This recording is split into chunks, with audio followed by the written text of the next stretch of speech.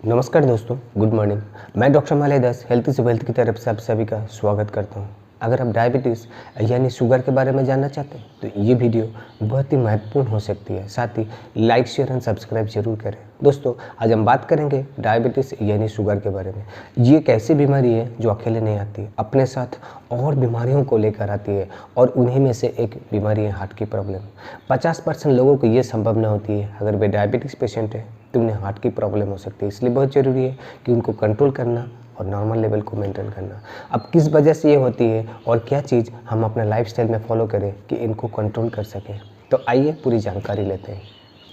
Diabetes यानी कि मधुमेह आज के ज़माने में एक बहुत बड़ा बीमारी के आकार में फैल रही है। करीब करीब इंडिया में माना जा रहा है 5 करोड़ से ज़्यादा डायबिटिक पेशेंट है और ये नंबर बहुत ही स्पीड से बढ़ रहा है और इनका ज़्यादातर कारण भी लाइफस्टाइल से जोड़ा जाता है। तो आज हम आपको बताने वाले हैं कि डायबिटीज़ की बीमारी होता क्या है और क्या करें कि इनको पूरी तरह से कंट्रोल कर सकें। अब कंट्रोल्ड है डायबिटीज़, इसका क्या मतलब है? इसका मतलब है आपका ब्लड में जो ग्लूकोज की मात्रा होना चाहिए, खाली पेट में सुबह सुबह जब आप ब्लड देंगे, जिसे हम बोलते हैं फास्टिंग, वो 100 मिलीग्राम पर डेसीलीटर से कम, और खाना खाने के 2 घंटे के बाद में जिसे हम कहते हैं पीपी, वो होना चाहिए 140 मिलीग्राम पर डेसीलीटर से कम। और एक होती है दिन में किसी भी वक्त लिया जाए जो कि random blood sugar level 140 milligram पर डेसीलीटर से कम। अगर आपने ये तीनों को कंट्रोल कर लिया तो आपका डायबिटीज़ बहुत अच्छी तरह से कंट्रोल हो गया।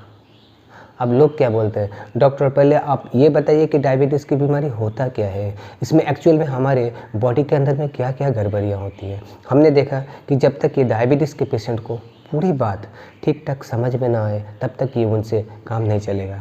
तो क्या मैं बहुत ही पहले बेसिक इन्फॉर्मेशन दे दूँ। डायबिटीज़ में होता है क्या है ना, ब्लड में ग्लूकोज की मात्रा बढ़ जाता है। तो ग्लूकोज आता कहाँ है ना, ग्लूकोज आता है एक ही तरीके के खाने के माध्यम से जिसे हम कहते हैं कार्बोहाइड्रेट।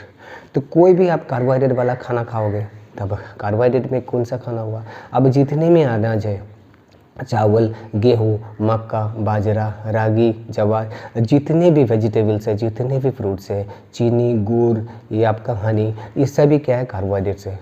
आमतौर पे देखा जाता है जो हमारे बॉडी के 60 से 90% तक जो एनर्जी मिलती है वो कार्बोहाइड्रेट से ही मिलती है। और 2 तरीके के फूड से हमें एनर्जी मिलती है। एक का नाम है प्रोटीन, जो कि दालों में, अंडा, मछली, मीट में पाया जाता है, और एक है फैट्स, जो कि तेल, घी से पाया जाता है। पर जो सबसे ज़्यादा इंपॉर्टेंट है वो है कार्बोहाइड्रेट। अब जब कार्बोहाइड्रेट वाला खाना हम खाते हैं तो उनको तोड़ देता है। तो कौन तोड़ता है, थोड़ा डाइजेस्टिव सिस्टम को भी समझ लेते हैं। जब हम कार्बोहाइड्रेट वाला खाना मुंह पे रखते हैं तो दांतों से चबाने के बाद में, सलाइवा से मिक्स होने के बाद में वो खाना कहाँ पहुंच जाती है, स्टमक में। अब स्टमक में जाते ही और उनको पचाया जाता है। फिर वहाँ से स्मॉल इंटेस्टाइन, एक लंबी नाली सी होती है, कैनल सी, वहाँ से होते हुए स्मॉल इंटेस्टाइन के अंतरिया के अंदर से ग्लूकोज अब रिलीज होना चालू हो जाता है। तो खाना तो खाया था मुंह से और ग्लूकोज रिलीज होना चालू हुआ स्मॉल इंटेस्टाइन के अंतरिया के अंदर से, और वो पहुँच जाती है ब्लड में। तो मान लेते हैं कि ये हमारा ब्लड का ट्यूब है जो कि फास्टिंग में 100 और पीपी यानी कि खाना खाने के 2 घंटे के बाद में 140 मिलीग्राम पर डेसीलीटर तक ही होना चाहिए। अब ये 100 से 140 मिलीग्राम की जंप किसने मारी, आपके ग्लूकोज ने मारी। ग्लूकोज कहाँ से आई, ग्लूकोज आई कार्बोहाइड्रेट तोड़ने की वजह से। अब ये जो ग्लूकोज ब्लड में आ ही गई, इनका अब ब्लड से जाना तय है। अगर ये नहीं जाएगी तो ब्लड में रह जाएगी, तो आपका क्या है, ब्लड शुगर लेवल क्या बढ़ता जाएगा, 140, 150, 160। तो चलिए सोचते हैं कि ये ब्लड का ग्लूकोज जाना तय है, कहाँ जाती है। ब्लड में क्या है, ग्लूकोज हर सेल के अंदर में जाती है। तो हमारे बॉडी को, हर सेल को क्या चाहिए ना, ग्लूकोज। अगर बॉडी में सेल के बारे में जानते हैं तो सेल के बारे में भी हम थोड़े जान लेते हैं। सो मान लीजिए कि ये आपका एक डाइनिंग रूम है। बीच में क्या है, एक डाइनिंग टेबल रखा हुआ है जिसे हम कहते हैं न्यूक्लियस। अब डाइनिंग रूम के चारों तरफ में क्या है, ओवल है जिसे हम कहते हैं सेल वॉल, और डाइनिंग रूम में साइटोप्लाज्म से भरा हुआ है। अब न्यूक्लियस के चारों तरफ में कुछ कुछ चूल्हा रखा हुआ है जिसे हम कहते हैं माइटोकॉन्ड्रिया। करीब करीब एक सेल के अंदर में 4 से 5 माइटोकॉन्ड्रिया होती है। तो इनका काम क्या है, जो आपका ग्लूकोज ब्लड में, आपका ब्लड से जो ग्लूकोज सेल के अंदर में एंट्री होगी और ऑक्सीजन उसके सेल के अंदर में एंट्री होगी, वो दोनों को मिला के ये माइटोकॉन्ड्रिया क्या है, एनर्जी बनाती है। अब एनर्जी बनाती है तो हर सेल को क्या चाहिए, बॉडी के हर सेल को अब ग्लूकोज चाहिए। मालूम है हमारे बॉडी में कितने सेल होती है, एक के बाद में आप 0 0 करके 13 0 लगा लीजिए, अब उतनी सेल होती है हमारे बॉडी में, और सभी सेल को क्या चाहिए ना, ग्लूकोज। अब यहाँ पे डायबिटीज़ वालों को मालूम होना चाहिए कि ये जो सेल के अंदर में ग्लूकोज जो एंट्री करता है उस वहाँ पर एक दारोगन रहता है, उसका नाम है इंसुलिन। इंसुलिन का नाम तो आपने सुना ही होगा। इसका काम क्या है? ब्लड में बहती हुई ग्लूकोज को सेल के अंदर में एंट्री करवाने का काम ये इंसुलिन करता है। तब जब भी आप खाना खाते हो, ब्लड में ग्लूकोज जब 140 के ऊपर जाते ही वो सेल के अंदर में एंट्री हो जाती है। ये है एक नॉर्मल आदमी। अब सोचते हैं कि डायबिटीज़ वालों पेशेंट को क्या हो रखा है। मान लेते हैं कि नॉर्मल आदमी के हर सेल में 5 इंसुलिन होती है और डायबिटीज़ वालों पेशेंट में 4 एब्सेंट है। अब तो ग्लूकोज ब्लड के सेल के अंदर में घुसेगी, पर अब बहुत स्लो घुसेगी। अब स्लो एंट्री का क्या मतलब है? इसका मतलब है पहले अगर आपको आधा घंटा समय लगता था, पहले अगर ग्लूकोज की एंट्री होने में आधा घंटा समय लगता था सेल के अंदर में, पर अब समय लगेगा इनको 2.5 गुना ज़्यादा, यानी कि 2.5 घंटा। तो आपका अब क्या है कि मान लीजिए कि ब्लड में आपका ग्लूकोज पहुंच जाती है 15 मिनट में और उसको सेल के अंदर में एंट्री होने में 2.5 घंटा समय लगता है। तो आपका 2 घंटा से ज़्यादा आपका ब्लड में क्या है, ग्लूकोज की मात्रा बढ़ जाएगी और वो ग्लूकोज बढ़ेगी तो 200, 300, 400 तक पहुंच जाएगी। तो ये है डायबिटीज़ की बीमारी है। तो क्या समझ में आया? इंसुलिन की कमी होने की वजह से आपका जो ब्लड से सेल के अंदर में ग्लूकोज को एंट्री होने में बहुत स्लो होने की वजह से वो ग्लूकोज ब्लड में बढ़ जाती है और इसी को हम क्या कहते हैं? डायबिटीज़।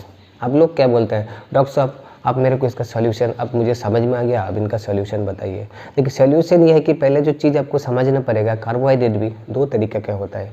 एक का नाम है सिंपल कार्बोहाइड्रेट और एक का नाम है कॉम्प्लेक्स कार्बोहाइड्रेट। अब दोनों की बनावट एक ही चीज़ से है, ग्लूकोज से ही बनता है। सिंपल कार्बोहाइड्रेट में कौन है ना, सिंपल कार्बोहाइड्रेट में चीनी और कॉम्प्लेक्स कार्बोहाइड्रेट में रोटी। सिंपल कार्बोहाइड्रेट वाला क्या है, चीनी, वो ब्लड में घोलने में समय लगता है 15 मिनट और कॉम्प्लेक्स कार्बोहाइड्रेट का रोटी वाला ग्लूकोज भी ब्लड में रिलीज होने में समय लगता है 2.5 घंटा। तो ये दोनों में क्या फ़र्क है, थोड़ा सा जान लेते हैं। देखिए जो कॉम्प्लेक्स कार्बोहाइड्रेट यानी रोटी वाला जो ग्लूकोज है वो आपस में बंधे हुए हैं बहुत सारा बॉन्ड के माध्यम से।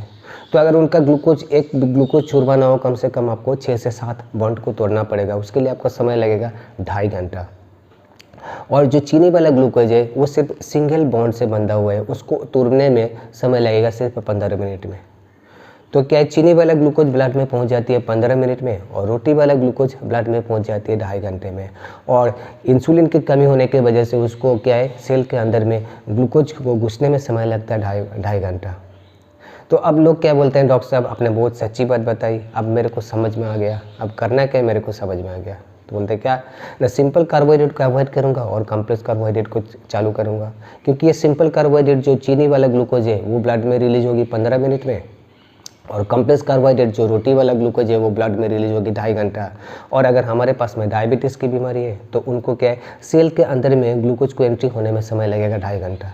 तो अगर मैं कॉम्प्लेक्स कार्बोहाइड्रेट को खाऊंगा तो सेल के इंसुलिन के कमी के होने की वजह से उसको सेल के अंदर में घुसने में समय लगेगा 2.5 घंटा। और क्या है कि ब्लड में हमारा जो ग्लूकोज है वो पहुँचेगी 2.5 घंटा, तो हमारा ब्लड में शुगर बढ़ेगा नहीं, डायबिटीज़ कंट्रोल रहेगा। इतने सिंपल से बात है। तो लोग क्या चाहते हैं कि डॉक्टर साहब आप मेरे को एक लिस्ट बना दीजिए सिंपल कार्बोहाइड्रेट का और कॉम्प्लेक्स कार्बोहाइड्रेट का। मैं बोलता हूँ कि आप लिस्ट बना के क्या करोगे, वो बोलते हैं कि नहीं सिंपल वाला को अवॉइड करूँगा और कॉम्प्लेक्स को खाऊँगा। तो क्या आपको वो लिस्ट चाहिए कि नहीं? मैं चाहता हूँ आप अपना खुद लिस्ट बनाएं। मैं आपको वो लिस्ट नहीं दूंगा, एकदम नहीं दूंगा। क्या चीज़ की कमी है? अगर मैं लिस्ट बना सकता हूँ तो आप भी लिस्ट बना सकते हो। तो आपको क्या है, जानकारी की कमी है। अगर मैं जानकारी वो दे दूँ तो कैसा रहेगा? चलिए सोचते हैं कि डायबिटीज़ वालों के लिए कौन सा खाना है और कौन सा नहीं है। तो इसके बारे में हम नेक्स्ट वीडियो में बात करेंगे। तब तक के लिए नमस्कार।